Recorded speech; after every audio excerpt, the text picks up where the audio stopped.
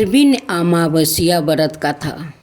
पौराणिक कथा के अनुसार प्राचीन काल में अछोदा नाम के एक तेजस्वी कन्या थी। उसने देवताओं के पितृगणों को प्रसन्न करने के लिए 1000 बरस तक वो कठोर तपस्या की। उसकी तपस्या से प्रसन्न होकर अग्रीष पद और महेश पद नाम की पितृगणों अपने अनाए पितृगणों अमावस्या के साथ आश्विन अमावस्या के दिन अछोदा को वरदान देने के लिए प्रकट हुआ। पितृगणों ने अछोदा से कहा, हे पुत्री, हम तुम्हारी तपस्या से अत्यंत प्रसन्न हूँ। तुम जो चाहो वो वर मांगो। यह सुनकर अछोदा ने कहा, हे भगवान, यदि आप मुझे वरदान देना चाहते हैं तो मैं तत्क्षण आपके साथ रमन कर आनंद लेना चाहती हूँ। अछोदा के ऐसे वचन सुनकर सभी पितृगण क्रोधित हो गए। उन्होंने अछोदा को श्राप दिया कि वो पितृलोक से पतित होकर पृथ्वी लोक पर जाएगी। पितरों के इस श्राप से दुखी होकर अछोदा पितरों को चरणों में गिरकर रोने लगी। तब पितरों को उस पर दया आई। उन्होंने अछोदा से कहा, हे अछोदा, तुम इस श्राप के कारण मत्स्यय कन्या के रूप में जन्म लेगी। भगवान ब्रह्मा के वंशज महिषी पराशर तुम्हें पति के रूप में प्राप्ति होंगे। तुम्हें गर्भ से भगवान व्यास जन्म लेंगे। उसके उपरांत भी अनाए दिव्यों वंशों में जन्म लेते हुए तुम श्राप मुक्ति होकर पुण्य पितृलोक में वापस आ जाओगी। पितरों के यह वचन सुनकर अछोदा शांत हुई। अमावस्या तिथि का महत्व। इसी घटना के कारण यह अमावस्या की तिथि अमावस्या के नाम से जानी जाने लगी।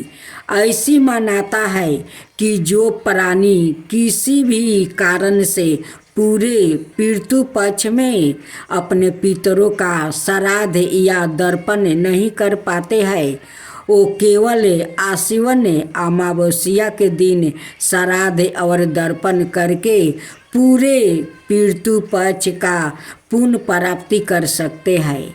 इस दिन पितरों को शांति देने और उनकी कृपा प्राप्ति करने के लिए विशेष रूप से तर्पण, पिंड दान, ब्राह्मणों भोजन और दान पुण्य के कार्य किए जाते हैं। पीपल के पेड़ की पूजा करना और उसे जल, काले तिल और दूध अर्पित करना इस दिन अत्यंत शुभ माना जाता है, क्योंकि माना जाता है कि पीपल में पितृदेव का वास होता है। अब अमावस्या की दूसरी कथा श्रवण करें।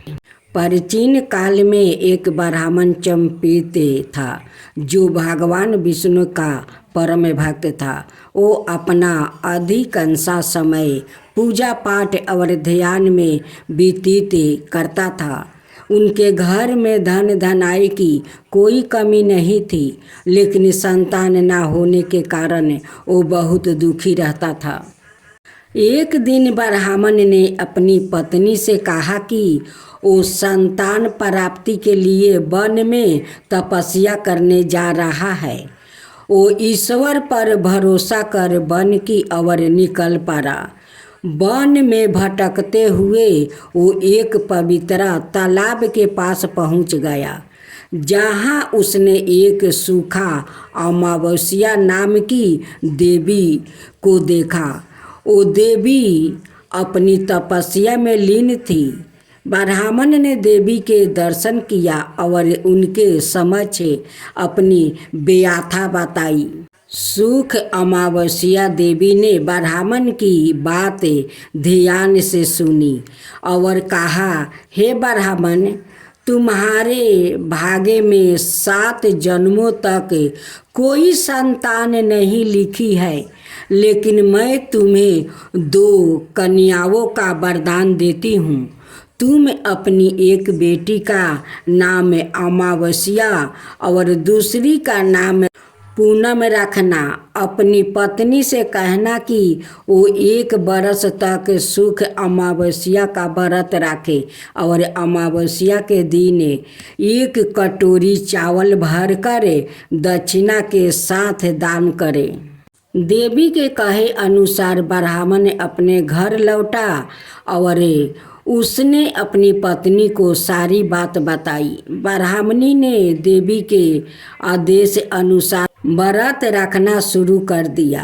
कुछ समय बाद उनके घर में 2 कन्याओं ने जन्म लिया, जिनका नाम अमावस्या और पूनम रखा गया। जब दोनों कन्या बड़ी हुई तो ब्राह्मण ने उनका विवाह करवा दिया।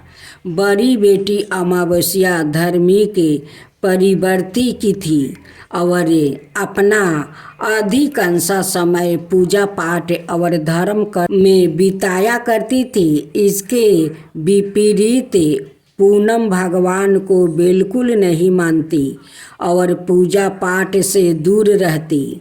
अमावस्या के घर में सुख समृद्धि और धन धनाई की कोई कमी नहीं थी, जबकि पूनम के घर में दरिद्रता छाई हुई थी। जब अमावस्या को अपनी छोटी बहन पूनम की दुर्दशा के बारे में पता चला तो वो बहुत दुखी हुई। वो पूनम से मिलने उसके ससुराल चली गई और अपने साथ ढेर सारा सामान ले गई। वहाँ पहुंचकर अमावस्या ने पूनम को 1 बरस तक सुख अमावस्या का व्रत करने की सलाह दी।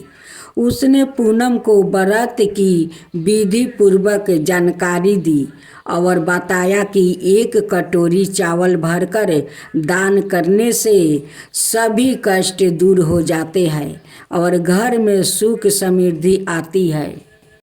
पूनम ने अपनी बहन की बात मानी और विधि विधान से सुख अमावस्या का व्रत किया। व्रत के प्रभाव से 1 साल के भीतर ही पूनम का घर धन धनाई से भर गया और उसे 1 पुत्र की प्राप्ति हुई। इस प्रकार जो भी व्यक्ति विधि पूर्वक सुख अमावस्या का व्रत करती है, उसके घर में सुख समृद्धि आती है और उसके सभी कष्ट दूर हो जाते हैं।